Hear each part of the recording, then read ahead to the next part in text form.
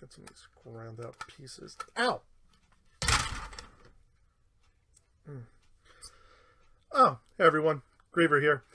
Just doing a quick PSA about safety. Remember, when modding a blast or anything really, you should always take proper safety measures to avoid workshop injuries. And kids, always remember, ask your parents' permission before using any kind of tool, especially power tools. So with that said, happy modding, stay safe, Nerf on. Let's get back to work. Damn, that's gonna need a band-aid.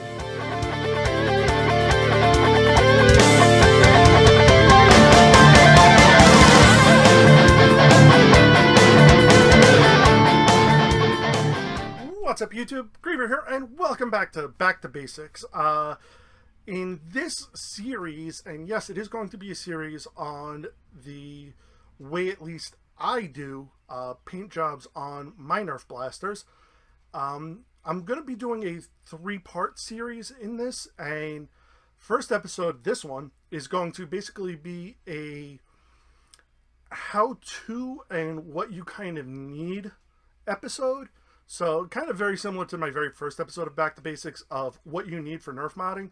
Well, this is going to be what you're going to need for doing paint jobs. I will also show you some basic paint job in this episode as well. The next episode is going to be a much more detailed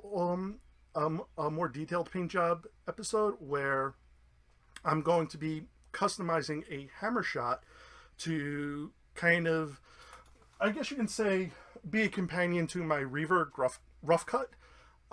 It's going to be a Griever hammer shot. So I'm going to take the piece, the little charm that I had on my Retaliator. That's going to go on the hammer shot, and then everything else is going to be painted up in the gray, purple, red scheme that I absolutely love. The first thing, though, is we're going to be doing a paint job on this rival blaster. And while I love the Phantom Core paint job, it's very basic. It's just black and white. And then, of course, you have the Spartan logo here. Because all my other Rivals blasters are blue, like the Atlas and the Apollo that I have, and even the Zeus that I got from Clowny, they're all blue, so I want to have a blue Kronos too. So we're going to be doing this up in a blue, and let's go over to the workbench and see what you're going to need in order to do a paint job. Okay, so what you're going to need is obviously your blaster, a screwdriver to actually strip it apart, some sandpaper. This is actually a rubber or plastic sandpaper. I'm actually not sure what. It actually feels like rubber. I've seen Bill Duran actually use this stuff, and Adam Savage, and I figured, you know what, let me give it a shot. And I gotta say, this stuff is actually really, really good. The highest I found is 220. I also do use 400 sandpaper depending on what I'm using, because sometimes 220 can leave, depending on how aggressive you are, can leave gouges, and the 400 actually busts that out really well. But if you are gentle or at least careful enough, 220 will actually work totally fine. You will also need some rubber gloves, because if not, you'll get paint all over your hand and it will look absolutely disgusting. Some painter's tape if you are going to be taping off anything, which will definitely be my next episode, because there's going to be a lot in that one. But if you wanted to tape off anything, like let's say on here you wanted to tape this off, or something along here, this is what you would need. You can use frog tape, you can use masking tape or whatnot. I have a couple of different ones. I have actually a very strong blue tape, which is here, and I also actually have this in varying lengths, or not lengths, but sizes. This is really good. It is a little bit more tacky than this one, and I also do have frog tape, but I have noticed over the years that frog tape doesn't actually form a seam well enough as this stuff does. So when I do paint, if I'm not using a plastic bag to cover large areas, I'm actually using this stuff as filler so that paint doesn't get over it, because this is like kind of like the center part, but it's still being edged out by this. So also, frog tape's a lot more expensive than normal painter's tape like this, so honestly you're better off just buying the basic 3M blue stuff. For paints, we are going to be just doing 2 colors today. I have here a duplicolor vinyl and fabric specialty coating, also known as vinyl dye. This stuff is probably the one and only thing I will ever say thank you, Coop, for showing me how to use this stuff, because he was the first person I saw to actually start using this stuff as a base coat. And this stuff, it is an amazing, amazing base coat. I have been using this stuff for years, and let me tell you something. When this stuff takes, believe me, it takes. And for the actual paint itself, I am using this stuff, which is Rust-Oleum 2X Ultra Cover. It's a paint and primer. Reason I use this is because I found that when adhering to the vinyl dye, it actually does a great job of holding on to the paint, or holding on and not scratching, or taking a lot to scratch it. I had done my first Curse hammer shot, for example. This is a black vinyl dye with silver on top. This is never, and also brown in the grip. Now this has the black vinyl dye base coat. I have never clear coated this.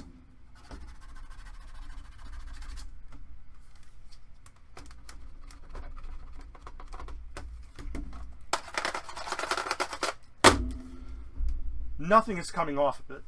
So either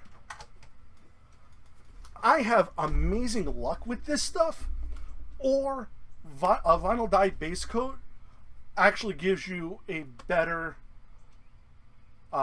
scratch resistance coating, or better scratch resistance on your paint jobs than if you just painted with a primer and paint itself. So that's my spiel and my love of vinyl dye. But what we're going to do is we're going to break this down. Basically what I'm going to do is the grip and trigger well is going to stay the original black plastic. The white is going to go blue. I am going to actually tape this area off because I want to keep this part black, because this rail is a separate piece and is not going to get painted, even though this rail is going to be. But that's besides the point.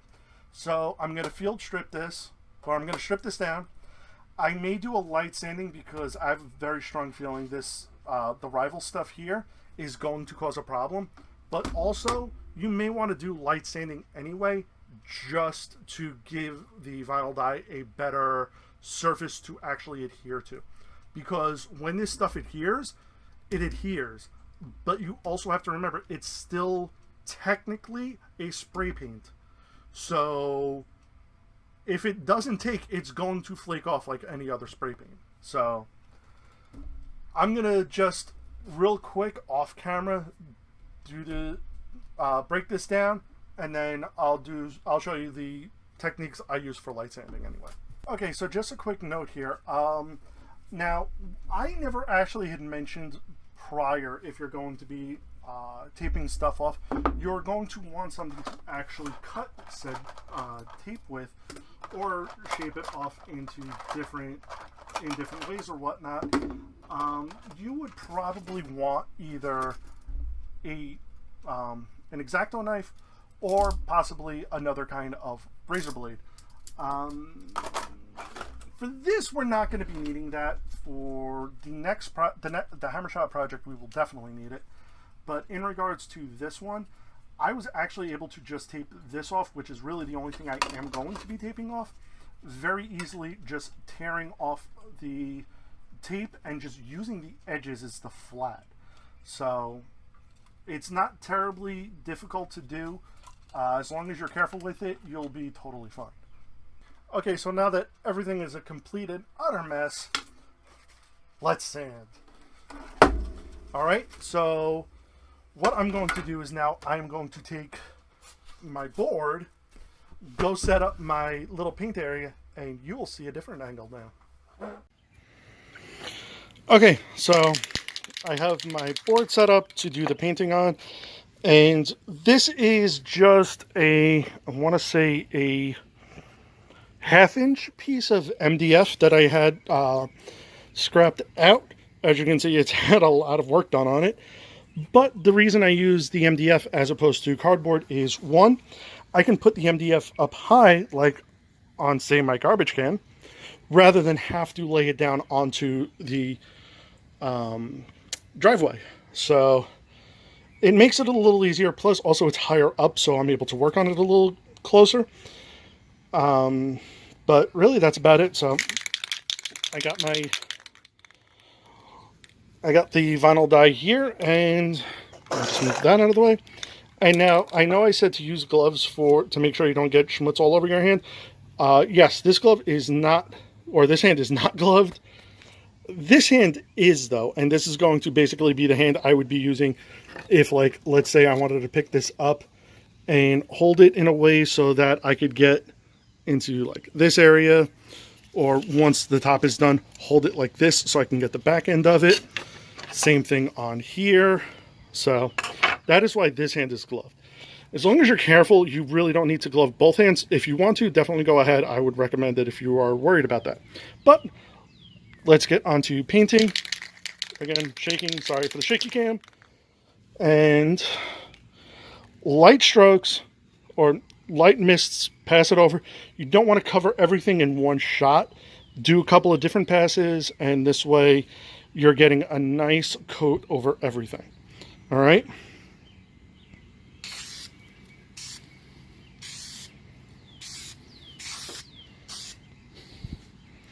And then, of course, you also want to do all angles. Start off the blaster and just work your way across. So this is really not easy to do through a viewfinder, I gotta say. This is also probably why it took me so long to film this, besides crappy weather.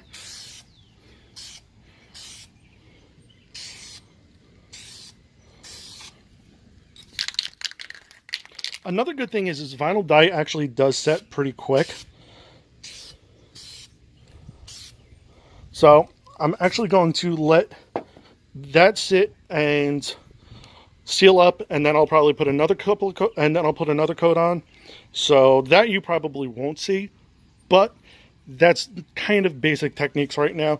And then I'll probably come back when I'm putting the actual color down. Okay, so I've started working on the blue of this. Now, I've never actually used this blue before, which is why I wanted to do like a test piece of there, just to kind of get a feel for it. The other pieces are already coated in vinyl dye. That one's already done.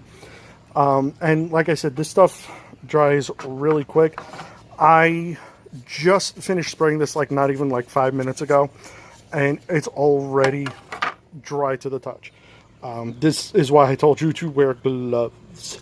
But anyway, I'm going to quick show the demonstration on here. Now, there are two things that you really don't have to worry about, like in regards to with the way this works, is if you do not get the where the sorry, I realized I was just all off camera. Okay, so a couple of things in regards to the paint job. Now, where the slide is, you will want to, make sure you do paint that with the blue because it is going to show. However, beware that if you do not clear coat, the chances of wear and tear are going to probably occur, if not definitely. But also you have to keep in mind that with the clear coat, you will also run the risk of the slide actually moving slow or not at all. So a couple of things to keep in mind. So What I may wind up actually doing is I may wind up taping off the slide area, just going back to the workbench, grabbing some tape, taping off the slide area, just so this way it has that movement and it's not going to be impeded by the additional paint. All right, so just real quick stop at the workbench just to show you how I've actually taped off the section that I am not going to now spray paint, because I want to make sure I have as smooth of a prime as I possibly can. So that was really it. And also, again, no cutting. I just used the edge pieces. Some of it may have overlapped, but again, this is a basics tutorial, not a full out, I want this to be absolute pristine. Again, this is just to show basics of how to do stuff. So I'm going to hold off doing the body, but I will show you how I'm going to paint that. And I'm pointing to the slide. And again, I realized I was off camera. Again, I'm doing this solo. I don't have Arlene to hold the camera for me this time around. So,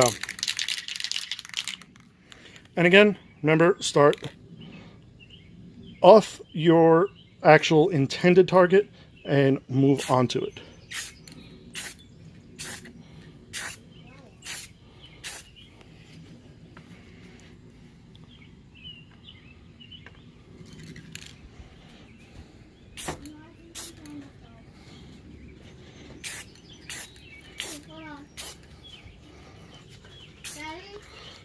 So, and that's basically it. So I'm going to go tape this off, paint that, and then go back to the workbench once it's all actually dry and put it back together, and we'll show you the final results. Okay, so I've put my blue coat onto everything.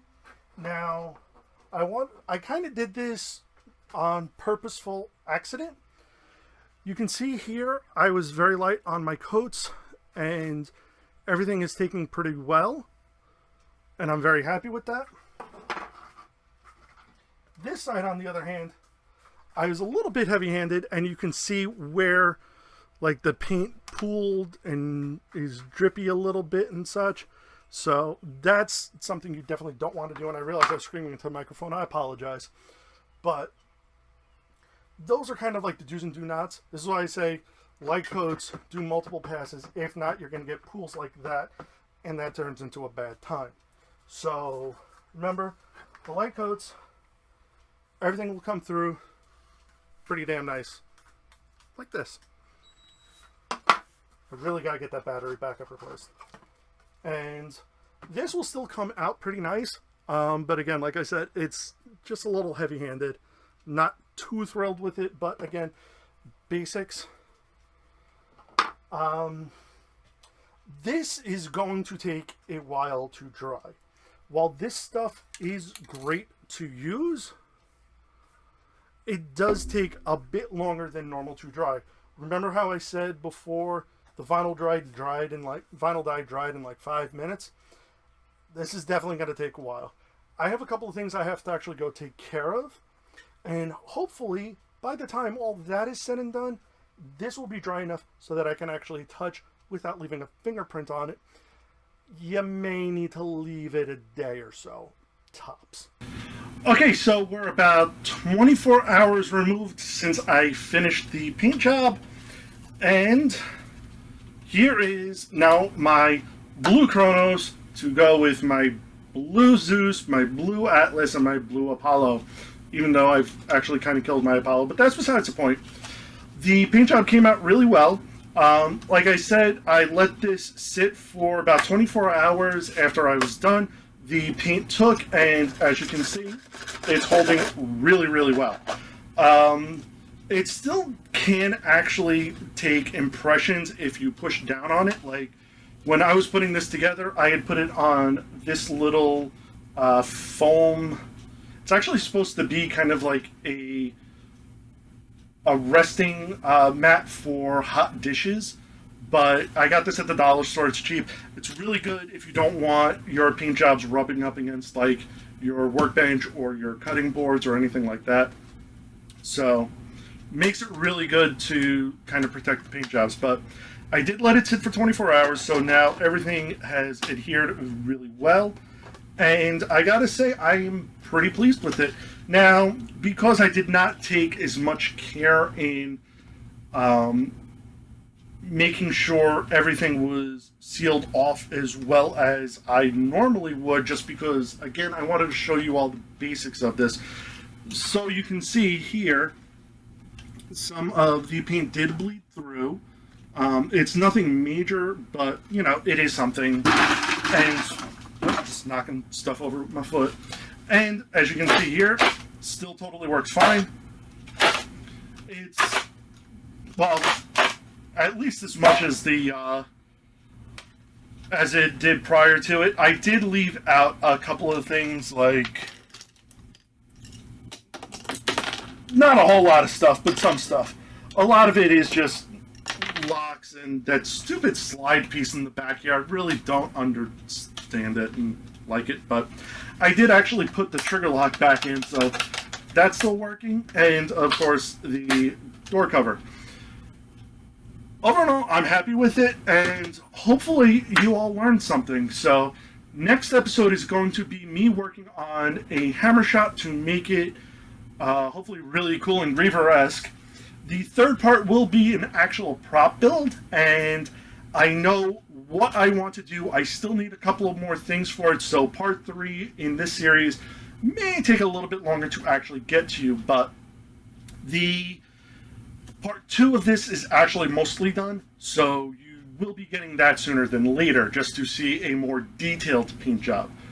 And I hope you guys enjoy it. So thank you everyone for joining me for this video, and as always, if you enjoyed this video, throw me a like and subscribe. Leave a comment down below, let me know what you think of this, and let me know what some of the techniques you might use, because, you know, that's what Back to Basics really is. It's all about really learning. So I may learn something from you, or let me know if you learned something from me. And also, don't forget to click that little bell icon, because if not, YouTube may not tell you when we make stuff here on the channel here. So, again, thank you everyone for watching, and I will see you guys next time. Later.